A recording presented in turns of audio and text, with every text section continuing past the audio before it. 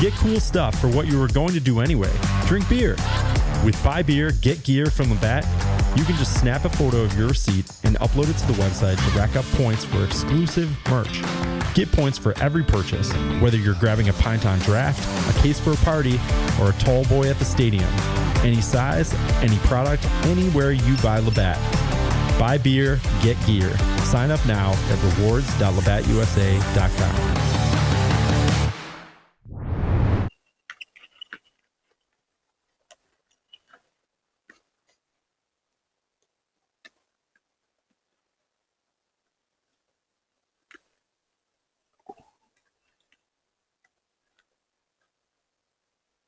With your host, Tim Leonard. Hey, guess what? I'm getting one. Hey! We welcome you on to Drive Time, live from the JMA Wireless Dome. We are off location once again today, and I think we're in a much better spot in terms of technical difficulties. I think we are ready to roll this time after our demo practice on Friday. We're here off location, of course, because the Orange women's basketball team is getting ready to take on Canisius tonight. It will be a 7 p.m. tip from inside the dome, so a couple of the players out on the court right now getting some warm-up shots in as we are 2 hours away from the opening tip tonight for game number 3 of the Cuse women's basketball season. Of course, you can listen to the game tonight. I'll have you covered with pregame beginning 15 minutes before the opening tip-off per usual. That will be a 6:45 pregame. You can listen to it on the Cuse app, the Varsity Network app, as well as on these airwaves that you are listening to the show right now. If you're consuming the show that way, ESPN Radio Syracuse, ESPN Radio Utica, carrying every single Orange women's basketball game.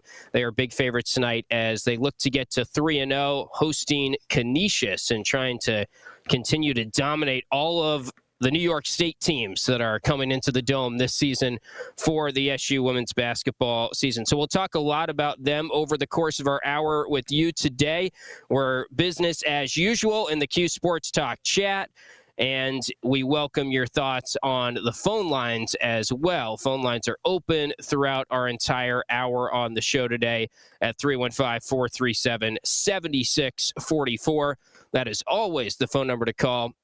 Again, that's 315-437-7644. You can also watch the show on YouTube as well. Q Sports Talk on YouTube. Subscribe there, and you can get a reminder anytime we go live. And that is usually 5 to 6 p.m. here for Drive Time. But significantly better start here on our remote setup. Shout out to all our producers, Paul, Gio, Tim Backer, and, of course, Paulie. Couldn't do any of this without Paulie back in our studio. It's a team effort. We have made it work. We are successfully on the air. We have no echo, and we are ready to roll from the Dome. So I'll be doing a fair amount of these shows, hopefully remotely here as we'll be getting ready for the Orange women's basketball games on weeknights, typically 7 p.m.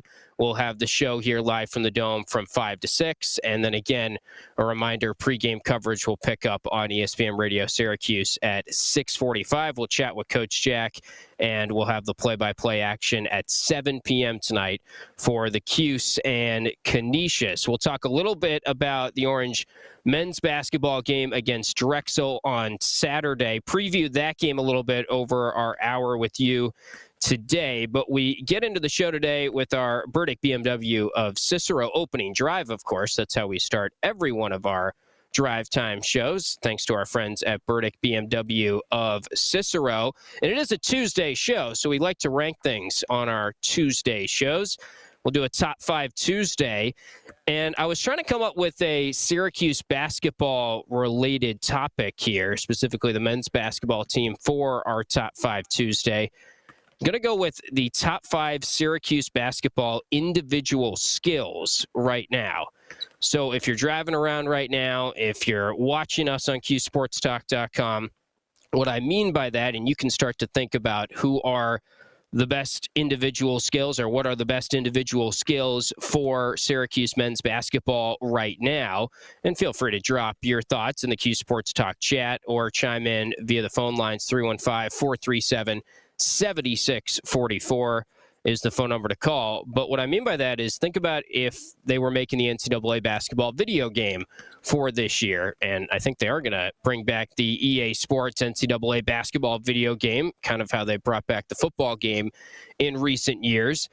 And think about if they were doing individual skill ranking, shooting, blocking, rebounding, all the individual attributes for each player. What would be the highest ranked skills if we were going each player individual skills on the Orange men's basketball team? So let's get into our list, our Burdick BMW of Cicero opening drive, our top 5 Tuesday.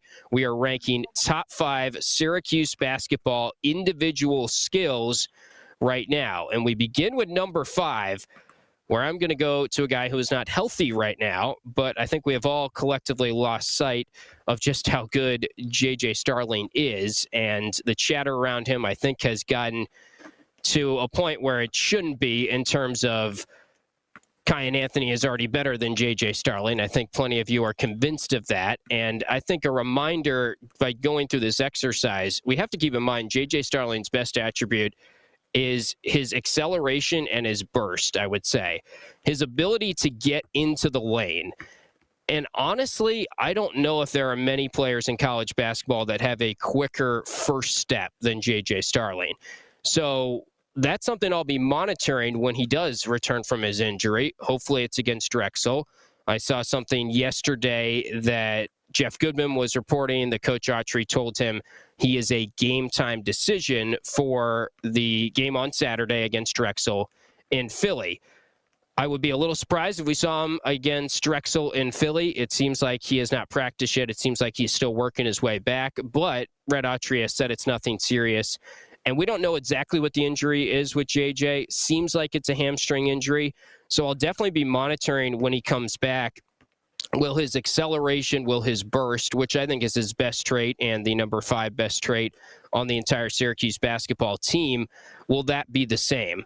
But I think we all are losing sight a little bit on just how good JJ is.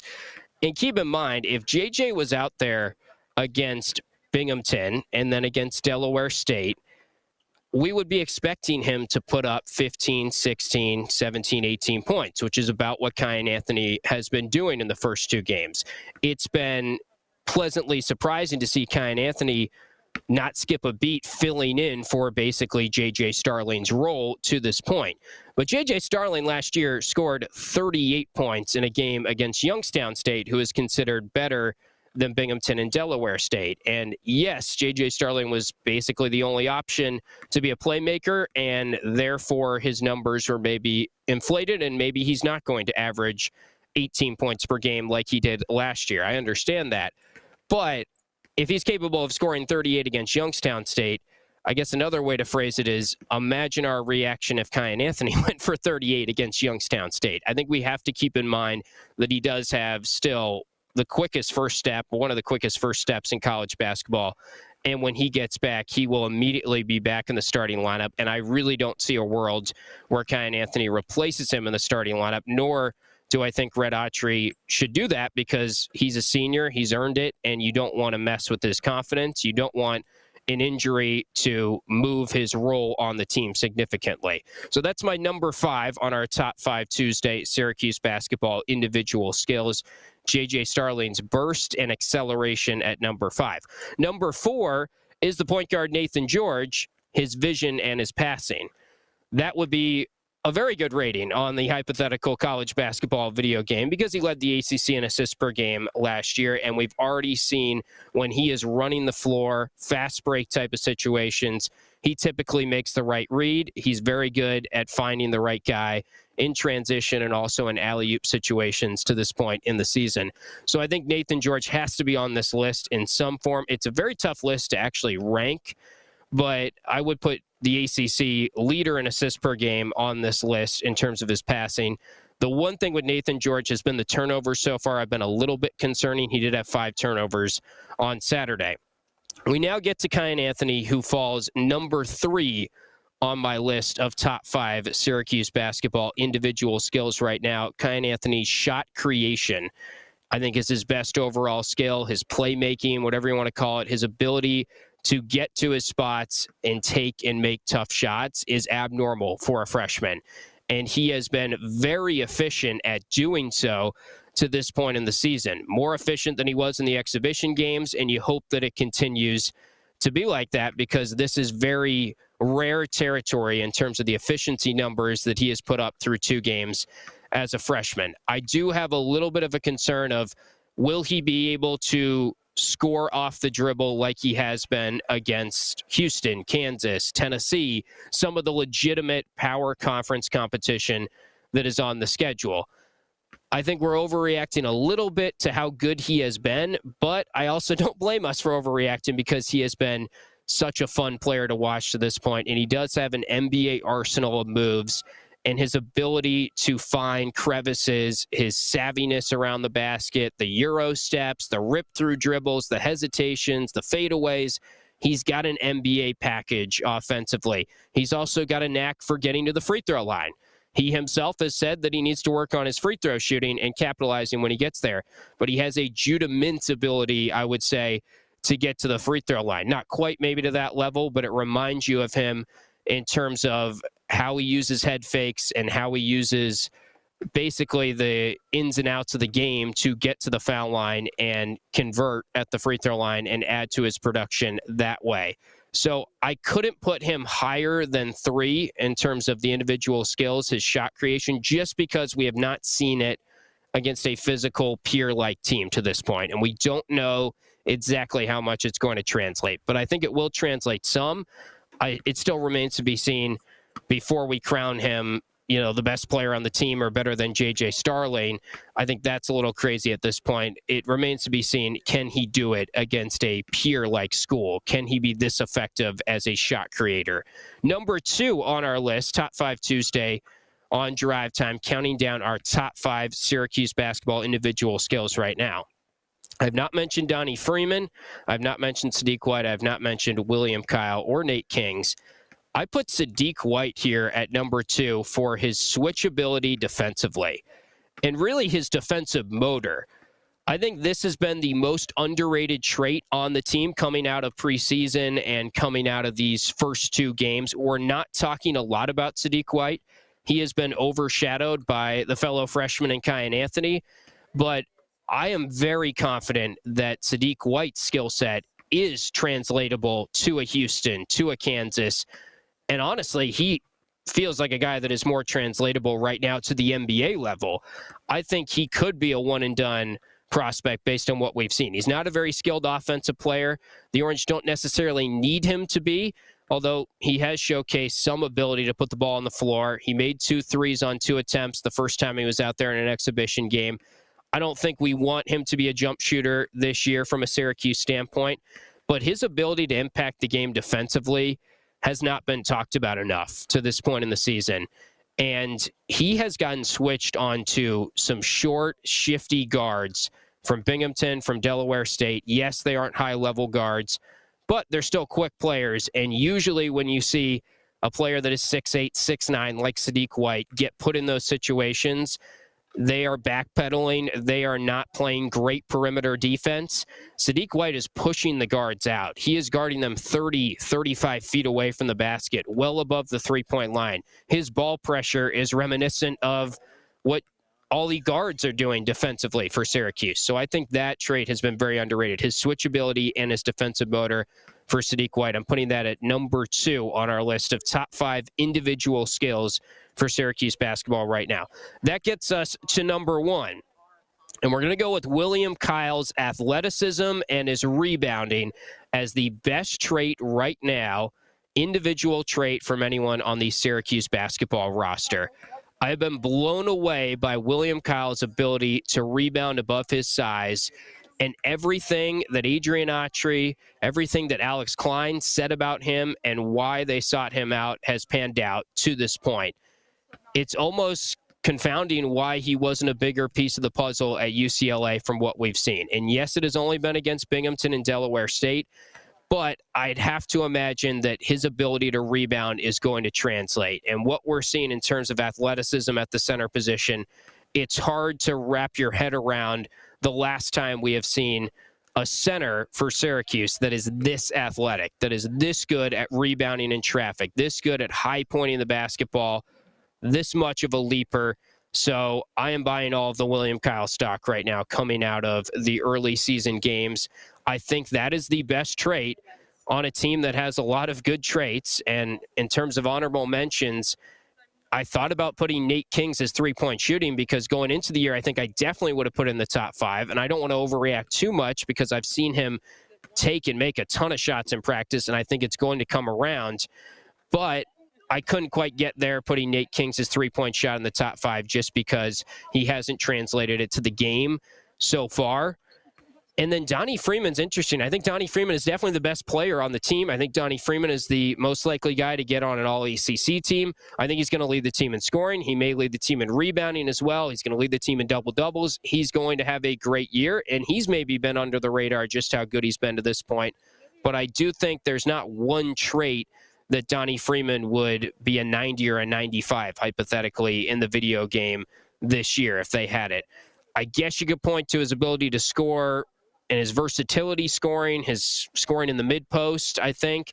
I like his ability when he's facing up. He's not much of a back-to-the-basket guy. I mean, he does have a little bit of a fall-away game, but I couldn't think of one specific trait with Donnie, so it's not a knock against him. I think he's the best player on the team.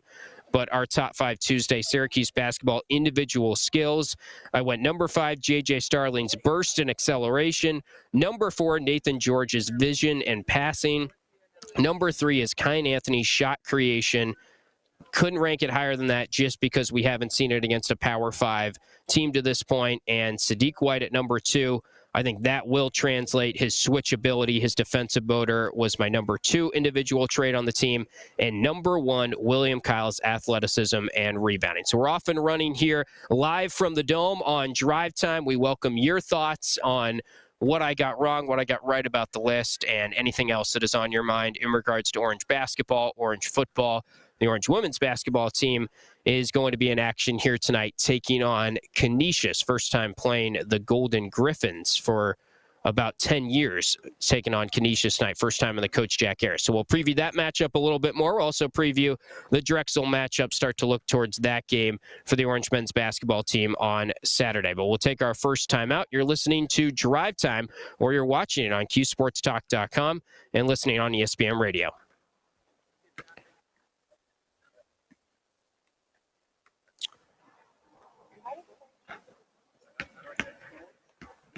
Chet, what is up? Much better start. Drive Time from the Dome, take 2. My green screen, yeah. It almost does look fake behind me, Ryan. Ryan, are you coming to the game tonight? Coming out in 2028. Okay, I wasn't even sure.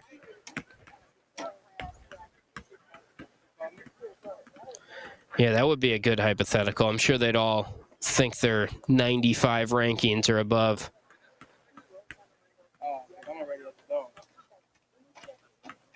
Oh, there are lurkers behind me. People are walking around getting ready. They're probably like, who is this guy yapping?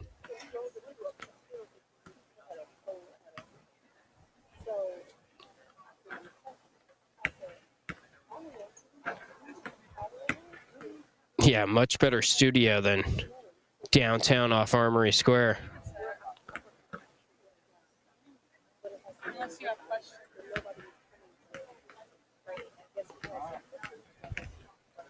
We've got the Boom Boom Mex too, fitting in nicely around the Dome.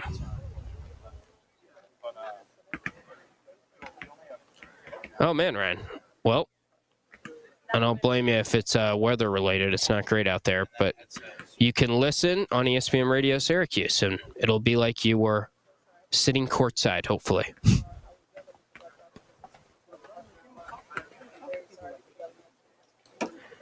Six seed or better. I'm not ready to go that far, Alphabet Guy. I'll take a tournament appearance. Think about how good they would have to be. You'd probably have to be a top 3 ACC team. We can talk about that maybe when I get back. I think it's still hard to feel confident they're going to crack the top 5 in the league.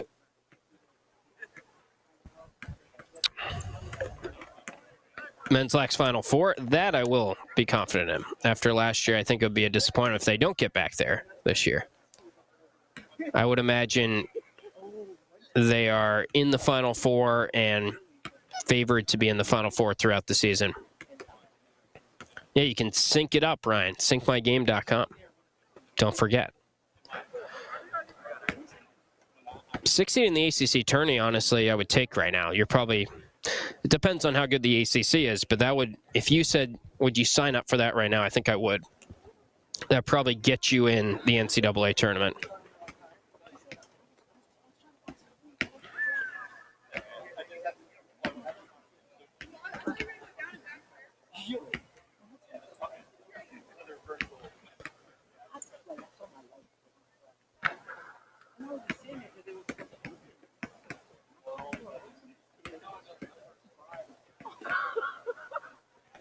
Delaware State lost to Niagara. That's not too surprising, right? Niagara's probably ranked right around them. Let's see. Let's go to Kent Bomb. The Bible. Yeah, 3-14, so they're probably projected to lose. They played Temple pretty tough, though. They were in that game until like 15 minutes left.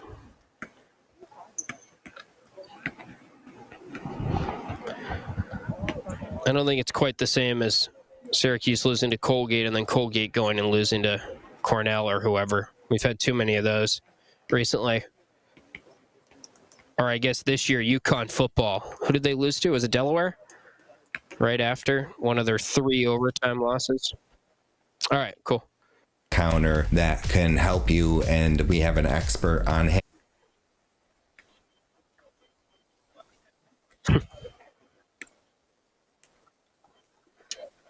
Body, call Harding Mazzotti.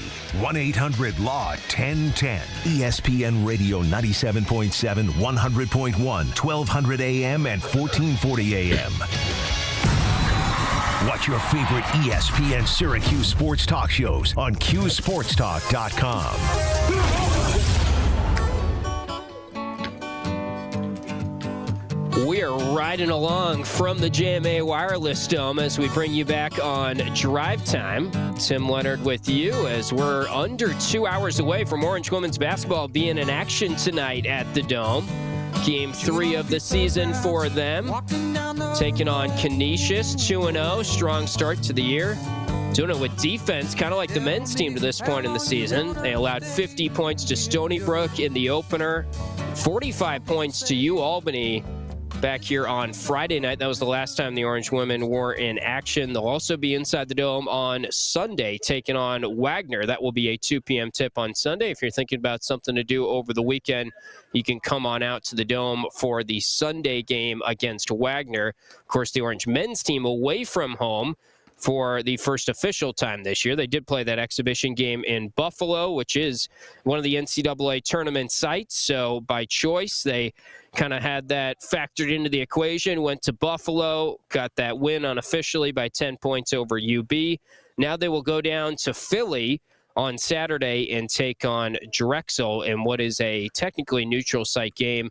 Of course, the Orange will probably travel and have more fans, I would imagine, than Drexel will on Saturday from Philly, but Drexel close in proximity, of course, to the Xfinity Center, formerly known as the Wells Fargo Center.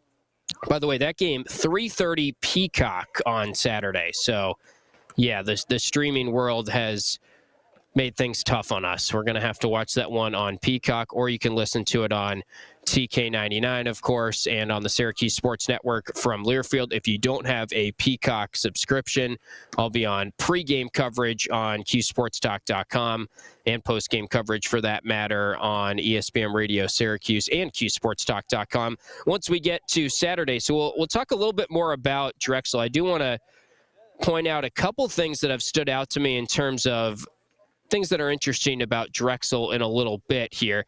But we played a fun game on Orange Nation for the second time earlier today. I think it was fun. Maybe I'm jumping the gun. It was only the second time. But Steve, Paulie, and I had to pick a percent. We had done this once before. Basically, I was putting their feet to the fire on tough questions, big picture questions around Syracuse football and Syracuse basketball right now. And instead of them hemming and hawing and being able to sort of work their way out of an answer to the question, you have to pick a percent in this exercise. So we went through a whole bunch of stuff. If you missed it, you can watch back the show, of course. It was fun. We dove into a lot of Syracuse basketball topics. Will Kyan Anthony start? Will he start over Nate Kings, J.J. Starling, etc.? How many points per game do we think Kyan Anthony will have? And what are the percentage chances he gets to double figures? Things like that. And we also talked a lot about Orange football and kind of shifted the conversation a lot to next year and what our expectations are for Orange football from next year. A couple things that stood out from actually having to go through and do this exercise with Stephen Pauly earlier today. One, when we had the conversation about Kyan Anthony and would he start over a healthy J.J. Starling or Nate Kings, it really crystallized for me that I think it's just crazy talk that we're having that conversation right now. I understand why a lot of you are excited to watch Kyan Anthony, and I understand that Kyan Anthony has had a very good start to the season, and he could be a starter maybe for other ACC teams. I just don't see a world where Red Autry makes that decision at any point this season. And I fully expect Kyan to be better than I was expecting going into the season. I don't think that it's all based on competition at this point. I do think he's going to have a nice year. I think he'll average about 10 points per game, and that is a number that I would have signed up for easily at the start of the season and in the preseason based on what we knew about Kyan Anthony. I think he has exceeded expectations, and I think he is going to be a major piece for this team this year, and he's maybe going to play more minutes than I thought he was going to play at the start of the season. That being said, I just don't think there's any world where Red Autry says, hey, JJ, you're a senior, and even though you got hurt and we still believe in you a ton, just because you got hurt, we're moving you out of the starting lineup. And maybe you guys would counter, well, if things continue to go this way and Kyan continues to get better and then we're into ACC play, then maybe would he be forced to make the decision? I don't think that would be good for the basketball team. I think if Kyan Anthony is playing well, you keep him in the role that he is in, where he is a spark plug off the bench. He is instant offense off the bench, hopefully. And you keep J.J. Starling, someone who is a preseason All-ACC player, in a starting role, because that's what he is. He's a starter. He should be a starter. The chatter around JJ, it's as if because we haven't seen him play great recently, and he has been injury prone, and I think it's somewhat to do with the free throw shooting, and people have just really cooled off on him. Let's not forget that when J.J. Starling in April decided he was coming back to Syracuse, that was major news, and every school in America probably would have wanted him to be a starting guard in their backcourt. And when we spoke with Seth Greenberg before the season, he was glowing about just how good the backcourt of Nathan George and J.J. Starling could be. And yes, he's going to be coming off an injury, and hopefully he returns to the court sooner rather than later, and hopefully he picks up where he left off. And Kyan Anthony does some things, shooting and specifically scoring in the mid-range, that is better than J.J. Starling. So that's the Kyan versus J.J. discussion. The other one that some of you might have thoughts on, and feel free to call in if you'd like at 315-437-7644. We're welcoming your phone calls throughout the next 30 minutes. We're here with you live from the Dome on Drive Time. The other one is Nate Kings, and Nate Kings has not hit threes like we would have thought through 2 games, but emphasis on 2 games against inferior competition. I think collectively we're all just overreacting with pretty much anything because that's natural, and we're all eager to see Syracuse basketball and form takeaways based on what Syracuse basketball is doing because we haven't seen them in a little bit.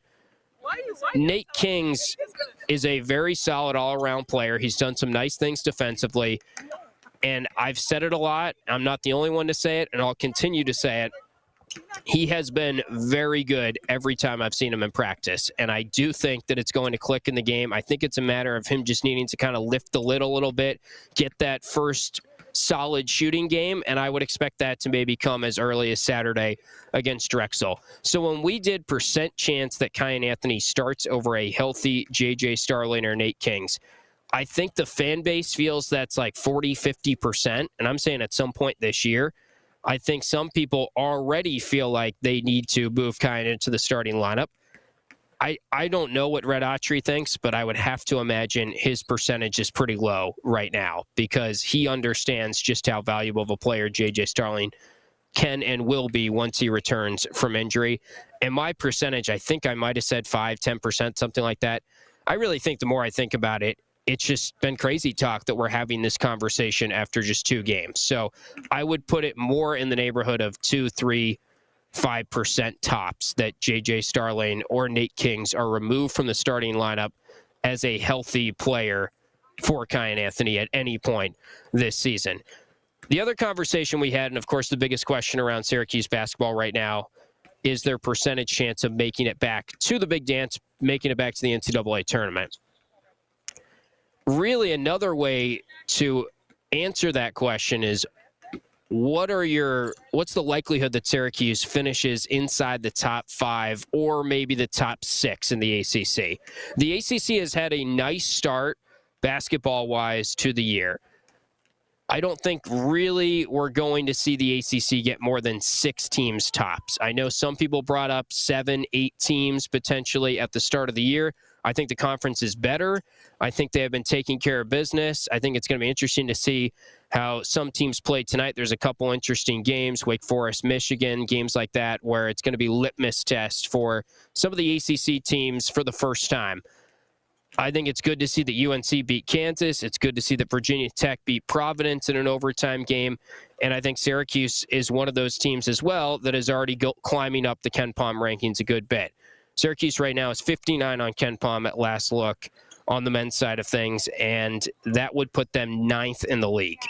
Now, they're only 1 spot behind Miami. They're only a handful of spots behind a couple other teams. It's very, very bunched up, and it's hard to really make sense of where you should rank teams right now, of course, and can't even imagine how KenPom really does it at this point in the season.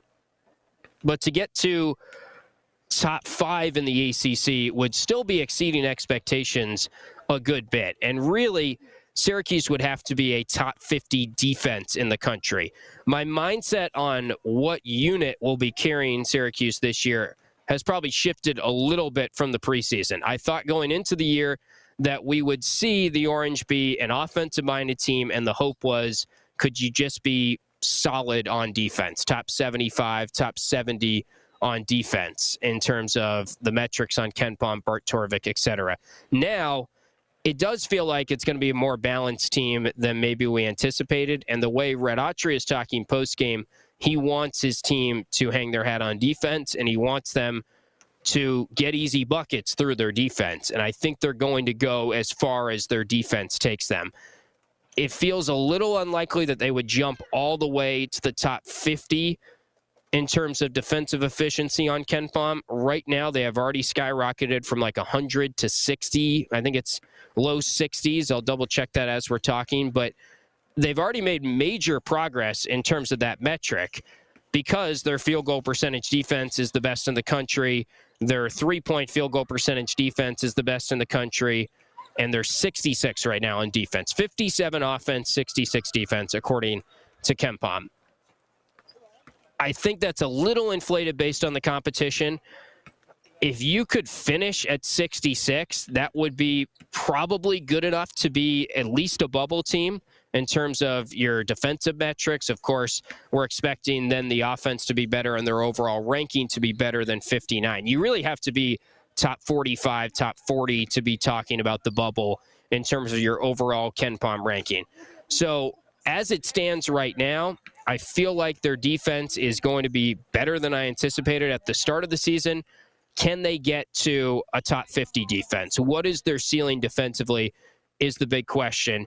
And I am interested to see, I think we're going to learn something from this Drexel game on Saturday. So we'll hit a timeout. We'll talk a little bit about that because as I've dug into Drexel, it does feel like they're kind of a foil right now to Syracuse. Syracuse is going to win this game against Drexel. I'm fairly confident in that, of course. But I think we're going to have to see the Orange win in a different way than what we have seen through the first 2 games of the season. So we'll discuss that on the other side. Also talk a little bit about the game that is going to be in front of us in about an hour and a half here and on our airwaves as the Orange women's basketball team is taking on Canisius tonight, Game 3 of the season. We'll preview that game as well. That is next. You're listening to Drive Time on ESPN Radio and QSportsTalk.com. Did you miss Drive Time?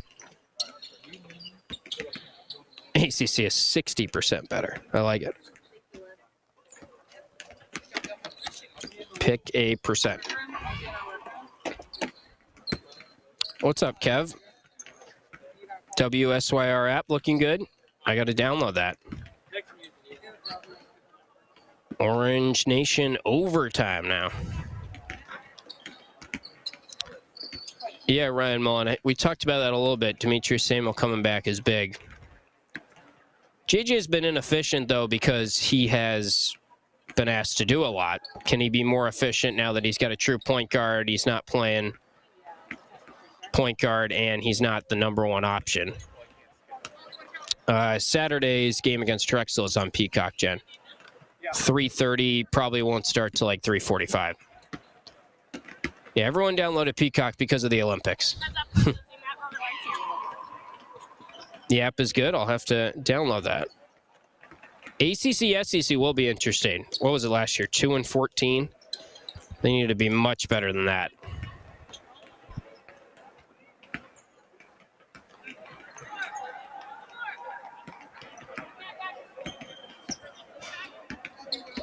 Yes, QSAP tonight if you want to listen to the women's game.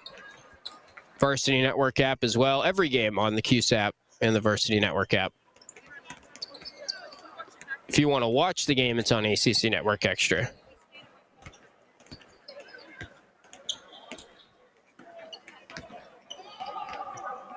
$7 p.m. tip against Canisius.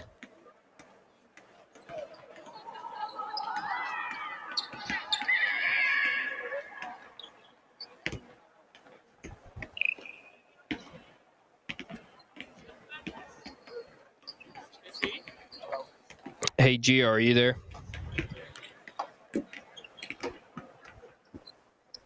Can I leave you the final segment? I'm going to have to interview Coach Jack, I think, timing-wise. So it'll be like a minute, you know. You can just go in there, wrap up the show, say ESPN Radio Syracuse tonight for the game or whatever else. Okay. Thank you.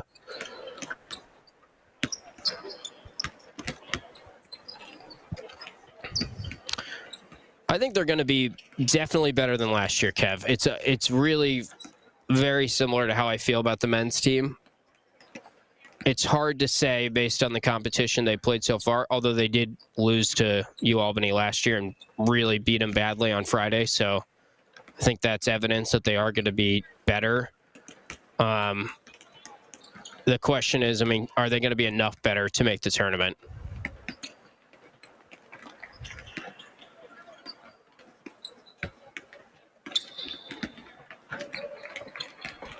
Girl with two numbers is wearing the number on the card tonight. So 23? interns, yeah. Why does she have two numbers? Do we know? Yeah. I'm going to wrap up my show in a little bit here, Liv, and then I should be good to go back there with you.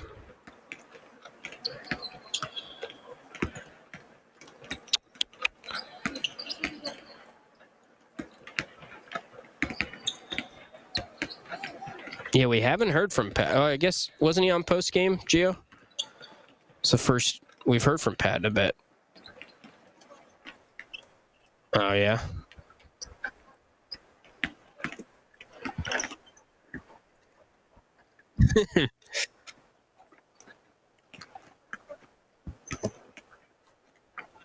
Yeah, well, they're winning right now. Yeah.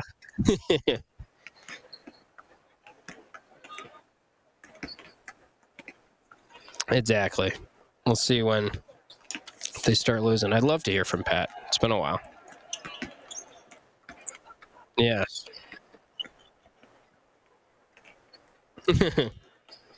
People are scared to call into the dome. They don't want to test our technical difficulties after last week. Okay.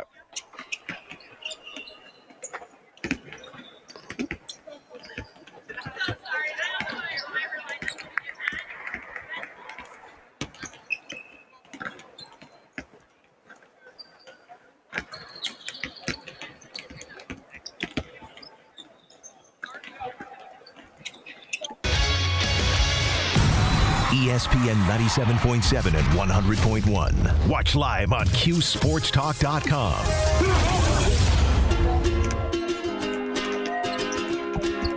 We welcome you back to the JMA Wireless Dome, our live off-site drive time as Orange women's basketball is fully going through their warm-ups now. We're a little over an hour away from tip tonight. Q's taking on Canisius, game number 3 of the season.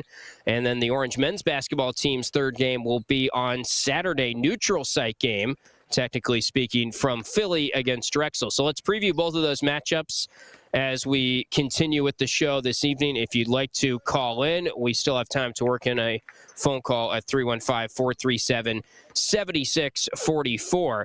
Interesting, as I dove into Drexel a little bit more today, Drexel is 240th in the KenPom rankings right now. KenPom is getting a lot of money through my show today. Wasn't that a Jim Boeheim quote at one point? He's making a lot of money, that KenPom, when he went on a rant about how he can't tell what's going on with the 2-3 zone defense. Anyway, I've been shouting out KenPom, and it is one of my favorite sites. But interesting data that I found from KenPom on Drexel, and of course their head coach Zach Spiker, who we know more than anything for being a teammate of Stephen Fonte. But outside of that, he has done a very good job at Drexel, entering, I believe it's his 10th season at Drexel. Let me confirm that. Yeah, 10th year for Zach Spiker, and they have steadily built under him, and he's done a very nice job with this program. They made the NCAA tournament one year in 2021 when they were a 16 seed. That was kind of the COVID-shortened season. Last year, 18-15, 9-9 in the CAA. Before that, 20-12, 13-5 in conference play. That was their best year, really. They got up to 126 in the KenPom rankings in the final rankings 2 years ago. Right now, they are 240. And they did play a common opponent of Syracuse, will be a common opponent down the road, St. Joe's, who, remember, is coming to the Dome now. That game is not in Vegas shortly before the other Vegas games to the Players Era Tournament. St. Joe's relocated to the Dome, and that will be in a handful of weeks, early-ish December for that meeting from the Dome. St. Joe's played Drexel on Saturday. They beat them from St. Joe's, so they beat them 76-65. About what you would expect for that game in terms of the margin of victory for St. Joe's going into the game. Not a ton to take away from the game, except for the fact that Drexel did pull down 16 offensive rebounds. We've talked about how the Orange are doing a lot help defense-wise. They're better in that category, but they have allowed a fair amount of offensive rebounds to lower-level competition at this point in the season. So that's one stat already that Drexel is known for, and Drexel is good at, is crashing the glass and being a good rebounding team. Drexel is a team that has 2 7-footers that they will use off the bench. So they have more size, more rebounding ability than anyone Syracuse has seen to this point in the season. They are better than anyone, including UB, in terms of the KenPom rankings by a good bit. 240 in the KenPom rankings. Right now, Syracuse projected to win the game 81-66. 15-point spread on KenPom currently. That's probably what the Vegas spread will end up being. It's usually right around what the computer models say, whether it's Bart Torvik, KenPom, Evan Miawa, or whatever you're looking at. Drexel does play tonight against 200 in KenPom Colgate. They're right down the road tonight, so maybe you want to go to that game tonight and do some scouting. We don't play Colgate this year, Syracuse, but Drexel is playing Colgate tonight. They're projected to lose that game by 4 points. So that'll be interesting. We'll have some takeaways from that game tonight. That'll be their last game before hosting Syracuse from Philly on Saturday. They are actually in Central New York tonight to take on Colgate, and that game is on ESPN+. The biggest stat of note with Drexel, they are 331 in the country in adjusted tempo. That means they are one of the slowest teams in the nation. That ranks all 365 or so teams in Division I. They check in at 331 in the country in that stat. And that is not abnormal for Zach Spiker. Last year, 355 in the country in adjusted tempo. Literally one of the slowest teams in the nation. Year before that, 332. Year before that, 340. 2 years before that, in 2021, when they had their best team, went to the NCAA tournament, lost as a 16 seed, they were 340. So this is a half-court team. This is a back-to-the-basket, slow the game down, methodical team. Syracuse has not seen a team like that to this point in the season. Drexel is probably going to be a little bit better in terms of ball security than anyone Syracuse has seen. And the question becomes, if this does slow down, if it does become a half-court game, what will Syracuse have offensively in the half court? I think that'll be a good test for them. That'll be something I'm monitoring very closely coming out of this game. Will they showcase or get a chance to showcase their half-court offense a little bit more? Because right now, the only concern you might have with how Syracuse has won is the formula they are using to win. You wonder how sustainable that is when they go against teams that aren't going to turn the ball over as easily. And will they be able to get out and run and use their athleticism and play at the tempo they want against a team like a Drexel that slows it down, or more notably like a Houston that slows it down to the degree that is usually right up there in terms of slower tempo in the country year over year. So that is really fascinating when you think about this matchup. I love the matchup for Syracuse because it's a game they should win, but they're also going to have to win it in a different way than they have through the first two games. It probably will be a closer game. It probably will test them in different areas, and we'll get to see if there's any signs of weakness in the half-court offense, most likely. It's possible that they still turn Drexel over a ton, and their defense still looks very impressive, and I think there will be a takeaway to be made if that is how the game goes as well. So the idea of Drexel slowing down the game, I think, is a good kind of foil to Syracuse and a good test for them on Saturday. As for the Orange women's basketball team tonight, they're taking on Canisius.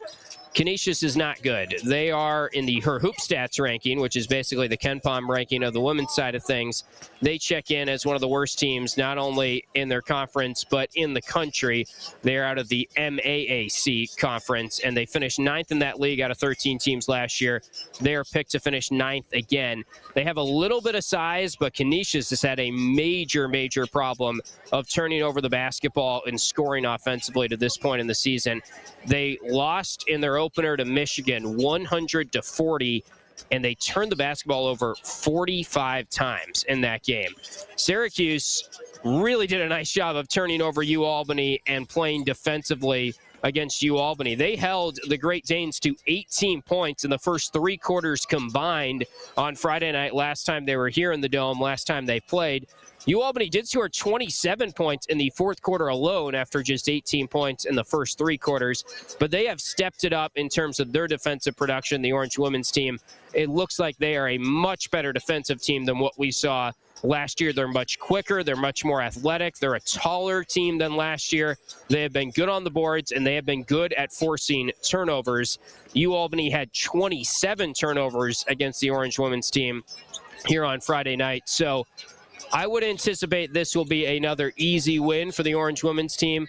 We'll see if they can start to hit some shots from the outside. That has been their one troublesome area, the biggest area maybe you look at right now that they're struggling in offensively, which again is kind of similar to what we've seen from the men's team. So it's a much more talented roster for the women, much more athletic, much more quicker. They have better size. They should be better in the areas they struggled in last year, which is defense and rebounding. Remains to be seen how effective they can be in terms of three-point shooting, just because they haven't proven it through the first couple games. But that's something we can discuss with Coach Jack as we have her on our pregame coverage that will get rolling at 6:45. So that's a little bit of a preview for tonight's game. We'll take our final break here on Drive Time. Gio will wrap up the show from inside our studios because I've got to go talk to Coach Jack and get that interview ready to go. Oh, before we take that break, let's work in a phone call real quick. Let's go to the lines, and we've got Mike, who is in Maddingdale. He has confirmed that he is not in Manlius. He told us that on Orange Nation earlier today. What's on your mind, Mike? Hey, how you doing tonight, Tim? I'm doing Good well. job as always. Yeah, good. Listen, I just want to throw something at you. I was just thinking about this. You're talking about KA taking over spots for, like, JJ and, Nate and stuff like that. I don't really think he's worried about getting playing time per se, because he's Carmelo Anthony's son. He's got a ton of exposure and stuff like that. I mean, he's going to definitely contribute to the team. There's no doubt about it. So I think he's going to be good with whatever role Coach Autry puts him at. Does that make sense? Yeah, that's a good point. I mean, I think his attitude is different than a normal player because of his background. And That's what I'm trying to say. yeah, no, I'm with you on that. I think the way he's carried himself is abnormal for a freshman, and I think that's partially because he's lived in the spotlight for a lot of his adult life to this point, and he's used to the spotlight. So, yeah, I appreciate you checking in, Matt and Maddie and Dale, working in a thought on Kyan Anthony. And I think he's in agreement with kind of what I was saying earlier, that if Kyan plays more minutes because of how he started, that's a good thing. If Kyan is a spark plug off the bench, he could be the ideal kind of microwave scorer off the bench if all goes according to plan. But I really don't see a world where he is in the starting lineup unless injuries, of course, injuries have already played a factor, unless injuries continue to persist and they have to reconfigure the backcourt lineup or the wing lineup to a lesser extent because of injuries. So that's our final break here live from the Dome. Gio will wrap things up on the other side. Don't forget Orange women's basketball tonight on our airwaves at 6:45. Pregame will get going as the Cuse take on Canisius. We'll talk to you tomorrow on Drive Time, and Gio will have you covered on the other side. You can ping questions at him in the Cuse Sports Talk chat if you'd like. Thanks for listening here to Drive Time on ESPN Radio and QSportsTalk.com.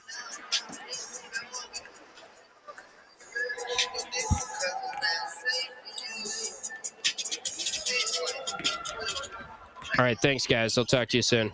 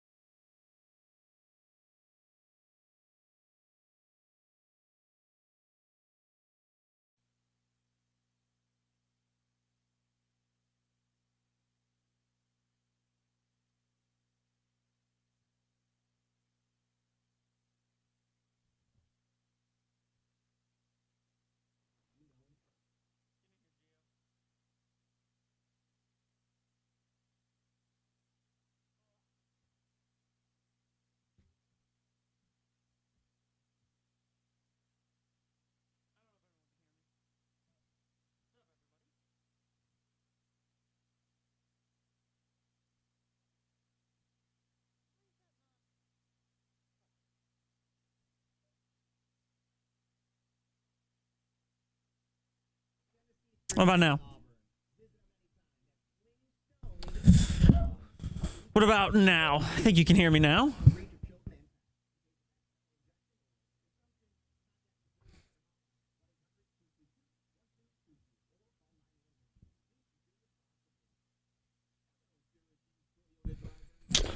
How we doing, everybody? How we feeling?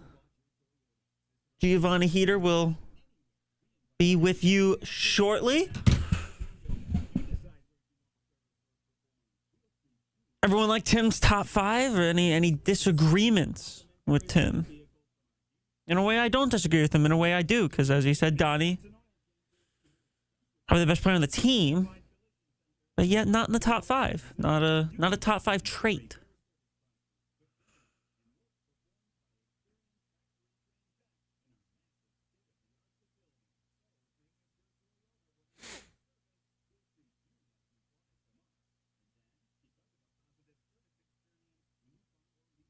Picked a good day to wear the Penn State hoodie, since we know everybody loves that in Central New York. That's for sure.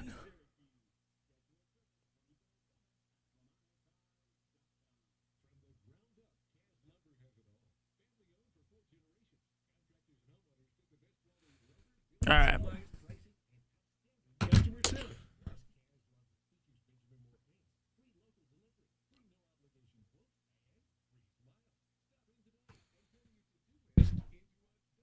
I want to say Crunch. I think Crunch is AM, I want to say.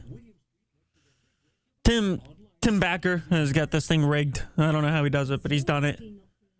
And it works. But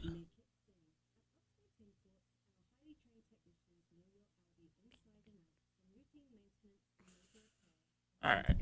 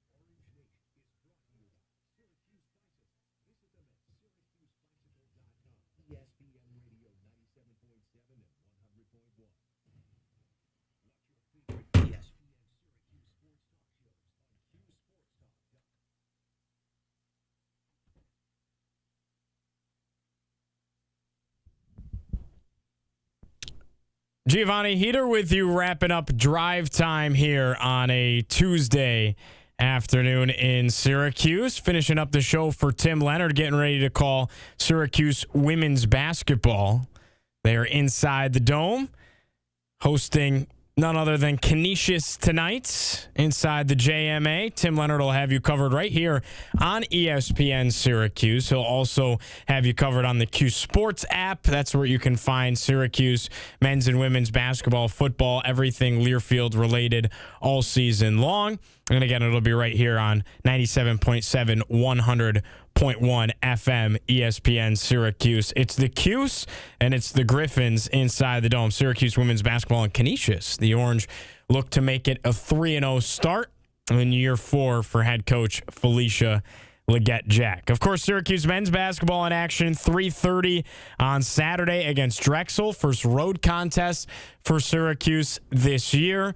And we'll be getting you ready for that all week long here on QSportsTalk.com, on ESPN Syracuse. Listen, as always, to Cuse Nation, Orange Nation, noon to 2. Stephen Fonte, Paulie Sibilia got you covered. And then drive time, as always, 5 to 6, taking you on your ride home with Tim Leonard every weeknight. So we got you covered all week long.